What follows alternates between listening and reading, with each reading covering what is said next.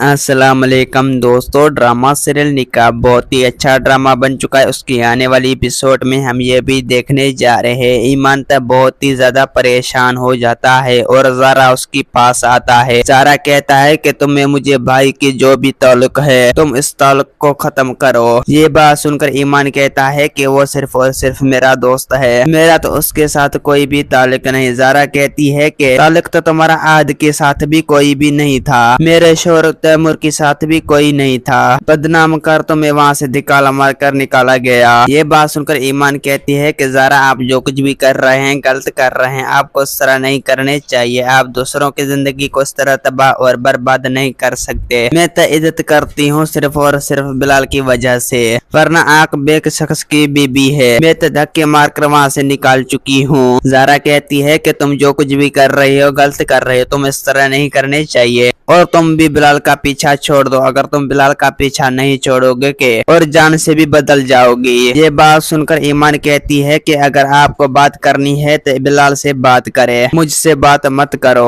आप लोग जो कुछ भी कर रहे हो गलत कर रहे हो, आप लोगों को इस तरह नहीं करने चाहिए। आप लोग जिंदगी को इस तरह तबाह और बर्बाद नहीं करने चाहिए। बस थोड़ा सा वक्त लगेगा, सब कुछ ठीक हो जाएगा। ये बात सुनकर बहुत ही ज्यादा अब तो ईमान भी परेशान हो जाता है। ईमान कहती है कि ज़ारा आप जो कुछ भी कर रहे हैं गलत कर रहे हैं, आपको इस तरह नहीं करने चाहिए। आप मेरी जिंदगी को इस तरह तबाह और बर्बाद नहीं कर सकते। ये बात सुनकर ईमान तब बहुत ही ज्यादा परेशान हो जाता है। ईमान कहती है कि ज़ारा आपी मैं तो आपकी इज्जत करती हूँ, तुम तो यहाँ से चले जाए। अगर तुम यहाँ से नहीं चले जाएगी तो सब कुछ खत्म और तबाह हो जाएगा। दूसरी सीन में आप लोगों को दिखाया जाएगा कि बिलाल बहुत ही ज्यादा परेशान हो जाता है और आद इसके पास आता है। आद कहता है कि तुम्हें इस घर से हिस्सा चाहिए कि ऐसा देने के लिए तैयार हूँ, परेशान आप मत हो। दोस्तों उम्मीद है कि मेरा वीडियो आप लोगों की अच्छी लगी होगी। वीडियो अच्छी लगी तो वीडियो की लाइक और चैनल को सब्सक्राइब लामी करना। खुदा हाफिज।